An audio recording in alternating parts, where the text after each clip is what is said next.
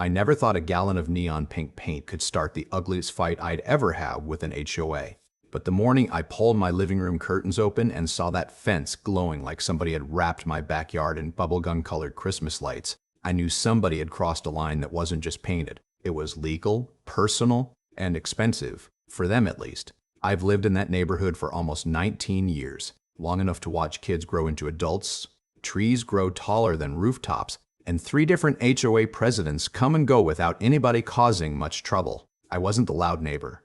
I wasn't the guy measuring grass with a ruler. I kept my place clean, paid every assessment on time, waved to everybody walking their dogs, then went right back inside where life stayed simple. My wife and I built that fence together years before she passed away. We split the construction costs with the family next door because that's what decent neighbors did back then. No lawyers, no arguments.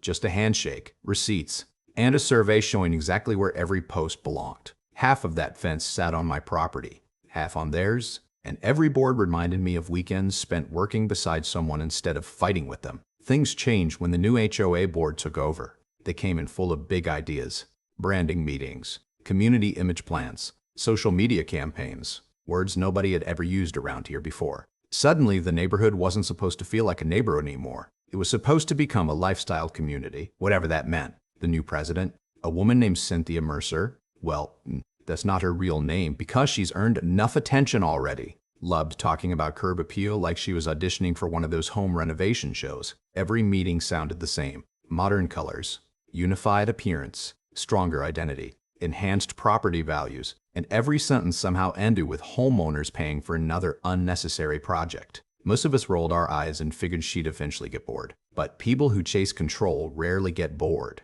They just find a bigger stage. About a week before everything exploded, I skipped one of the HOA meetings because I was visiting my daughter across the state. Apparently that was the meeting where they announced each section of the subdivision would receive a new coordinated color theme.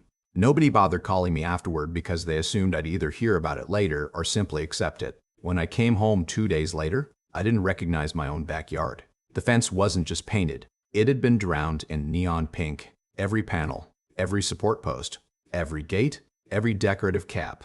Even the side facing my yard where no one but me could see it. There were pink drips across my flower beds, pink footprints on the concrete walkway, and little splashes on the stone bird bath my wife had picked out years ago. It looked less like professional painting and more like somebody had detonated a cotton candy factory. I stood there with my suitcase still in my hand, wondering if I'd somehow walked into the wrong neighborhood. My next-door neighbor looked just as embarrassed as I felt. He stepped outside, shrugged, and quietly admitted he'd tried telling the painters to stop after they crossed onto my side. But they showed him paperwork from the HOA and said they had authorization to repaint the entire shared fence. Shared, they kept repeating, as if that one word magically erased property boundaries. I called the painting company immediately.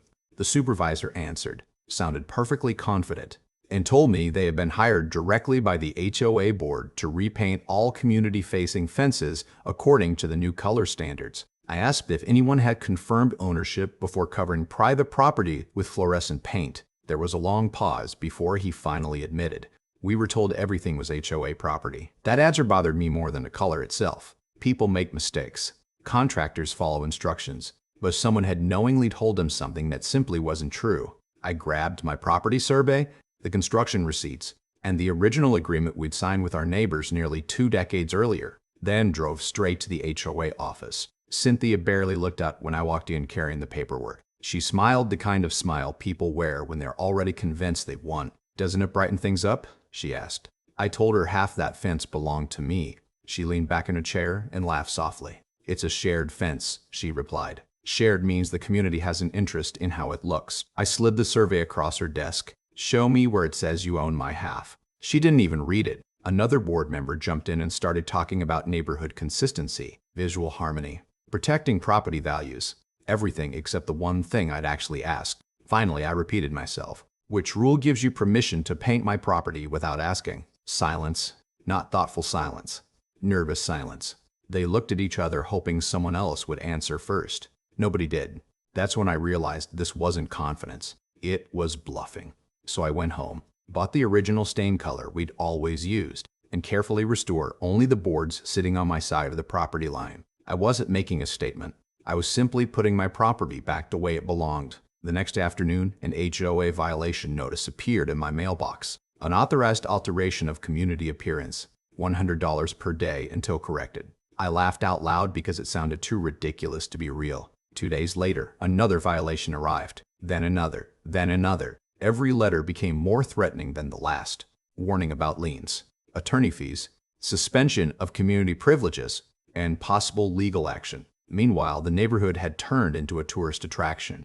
Teenagers drove through taking pictures. People joked online that our street looked like a dollhouse. Somebody even nicknamed it Pink Lane.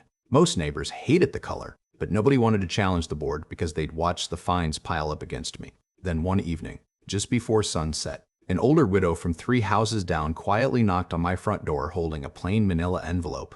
She looked over her shoulder before handing it to me and whispered, "I think they assumed nobody would ever see these." Inside were printed meeting notes and internal emails from the HOA board. One sentence had been highlighted in yellow. If a few homeowners object, repaint first and deal with complaints later. They won't sue. I read that line 3 times before looking back up. At that exact moment, the fight stopped being about an ugly fence and became about people who honestly believed nobody in the neighborhood would ever force them to answer for what they'd done. The next morning, instead of buying more paint or writing another complaint letter, I made one phone call to an attorney who specialized in HOA disputes. He listened quietly while I explained everything, then asked just one question. "Do you still have the original fence agreement?" Now, let me hit pause for a second, because this is where a lot of people misunderstand how these situations actually work. Just because an HOA says something with confidence doesn't automatically make it true. According to standard procedure, the first question isn't whether a fence looks uniform, it's who actually owns it and what authority the HOA was given in the governing documents. From a legal perspective, a shared fence isn't automatically HOA property, and there's a big difference between maintaining common areas and altering privately owned improvements without permission. That's why surveys, construction agreements, and CC&Rs matter far more than somebody's opinion at a board meeting. This is a psychological trap. Once a group gets away with making one unauthorized decision, they often start believing nobody will challenge the next one, especially if previous homeowners stayed quiet to avoid conflict. That confidence can slowly turn into entitlement without anyone noticing. The lesson here is, don't mistake silence for agreement, and don't mistake authority for unlimited power. Sometimes the strongest move isn't yelling the loudest. It's simply knowing exactly where your property line ends, and where someone else's authority does too. The attorney studied every document I brought him like he was putting together a puzzle he'd solved 100 times before. My property survey, the original fence agreement, the receipts with both homeowners' signatures, every violation letter the HOA had mailed me, and finally the internal meeting notes that anonymous envelope had delivered to my front porch. After nearly half an hour, he looked up, smiled, and said, "They've got a much bigger problem than a pink fence."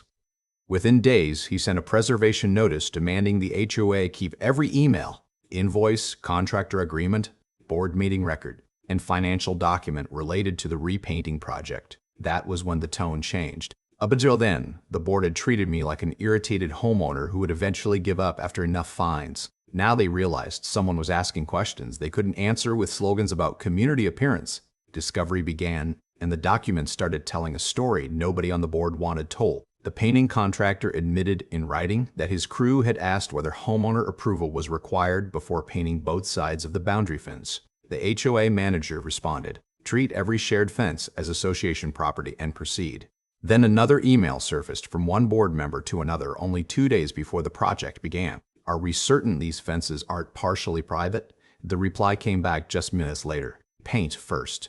If someone complains, we'll deal with it later." My attorney simply pushed the printed email across the table toward me and said, "That's not confusion. That's a conscious decision." Word spread through the neighborhood faster than any official announcement ever could. Homeowners who had ignored the whole situation suddenly wanted copies of meeting minutes. People began asking how much association money had been spent repainting structures the HOA might not even own. At the next monthly meeting, the clubhouse was packed. Residents stood along the walls, filled the hallway outside, and even watched through the windows. The board tried opening with their usual presentation about beautification projects, but nobody cared anymore. A retired engineer stood up and asked who had verified property ownership before the painting started. A woman in the second row asked why dues had been used on privately owned improvements. Another homeowner wanted to know why violation notices had been issued before the board had even confirmed it possessed legal authority. Cynthia, the HOA president, kept repeating that the board acted in good faith to improve property values, but every answer sounded weaker than the one before it. Then someone quietly asked if they skipped the rules on this project, how many other projects were handled the same way. The room became so quiet you could hear the air conditioner running. That single question changed the meeting completely because it stopped being about my fence and became about everyone's trust. A week later, the HOA requested mediation. Their attorney offered to erase every violation, forgive every fine, and consider the matter resolved if I agreed to dismiss the lawsuit. I looked at the proposal for less than a minute before sliding it back across the table. No, I said. Cynthia rolled her eyes. You're really willing to drag an entire neighborhood to court over paint? I looked directly at her and answered, no, we're here because your board decided my property belonged to you without ever asking me. Nobody at the table had a response. Mediation ended without an agreement, and the case moved forward. When the hearing finally arrived, the courtroom felt surprisingly calm. There were no dramatic outbursts, no television-style speeches, just careful questions followed by honest answers. The painting contractor testified first. He explained that his company relied entirely on written instructions from the HOA and never would have painted my side of the fence if they'd known ownership was disputed. Then my attorney presented the property survey showing more than half of the fence stood on my land. The judge examined it carefully before placing it beside the original construction agreement signed by both homeowners years earlier. Together, those two documents established something the HOA had spent months denying. The fence was never association property. Cynthia testified next. She confidently described the board's vision for creating a more attractive community, talking about consistency, curb appeal, and neighborhood branding. Then my attorney asked a simple question. Can you identify the specific provision in your governing documents authorizing the HOA to repaint privately owned improvements without homeowner consent?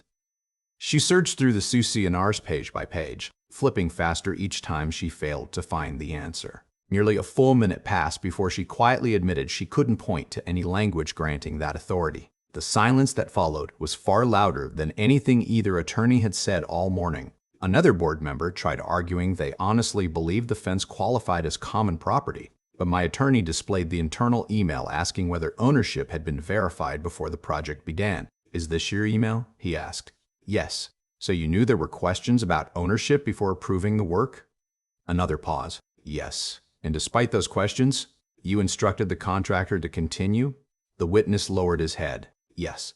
That single exchange stripped away the board's entire defense. During my testimony, I didn't talk much about legal theories. I simply explained that my wife and I had built that fence together years earlier, staining every board ourselves over several weekends, and that every repair I'd made since she passed away reminded me of those afternoons we'd shared. Covering it in neon pink without permission wasn't just changing lumber. It erased something deeply personal because someone believed appearances mattered more than ownership. My attorney's closing argument lasted less than 20 minutes. He never mocked the paint color or questioned the board's desire to improve the neighborhood. Instead, he focused on something much simpler. Authority only exists where the governing documents grant it. Community standards cannot replace property rights, and good intentions cannot excuse actions taken beyond legal authority. The HOA attorney argued the board had acted in good faith and that forcing the association to restore the fence and reimburse legal expenses would unfairly burden every homeowner. My attorney calmly replied,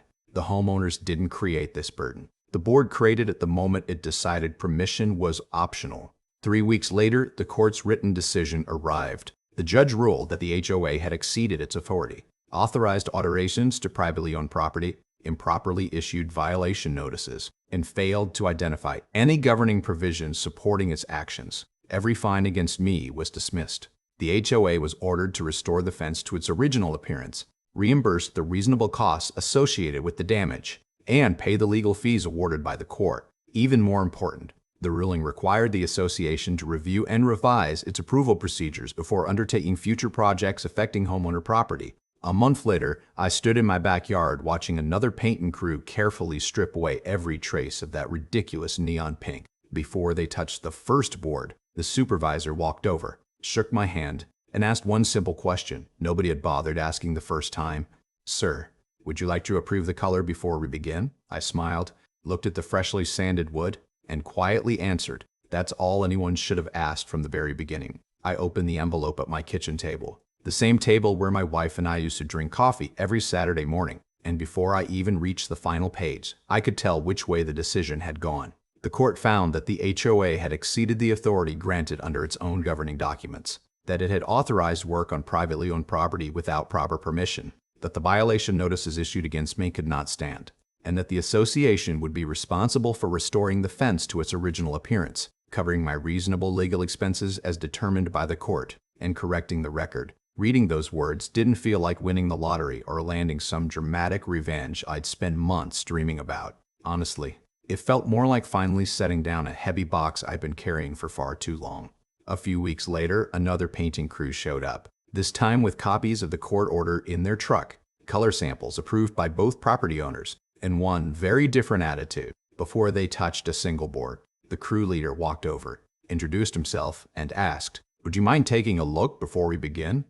That simple question, one nobody had asked the first time, probably meant more to me than the fresh stain itself. By the end of the week, the fence looked exactly the way it had for years: quiet, ordinary, almost invisible, and that's exactly how a fence should be. Funny enough, once the neon pink disappeared, people stopped talking about the fence altogether. Instead, they started talking about board meetings, elections, transparency, budgets, and what an HOA is actually supposed to do. Several months later, new volunteers ran for the board, promising something refreshingly simple. They would read the governing documents before making decisions instead of after receiving a lawsuit. Whether they kept every promise wasn't really my concern anymore, but at least the conversation had changed. Looking back now, I don't think Cynthia or the rest of the board woke up one morning planning to become the villains in somebody else's story. I think they slowly convinced themselves that good intentions excused bad process, that if they believed a project would improve the neighborhood, the rules became optional. That's a dangerous way to think because small shortcuts have a habit of becoming permanent habits.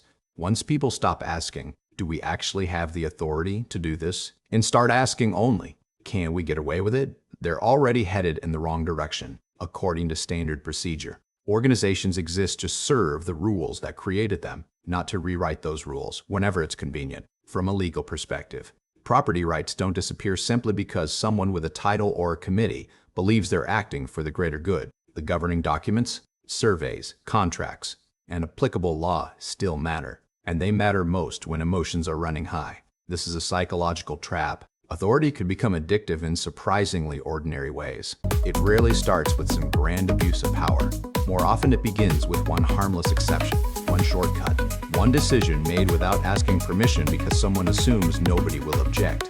Then, when nobody pushes back the first time, confidence quietly turns into entitlement.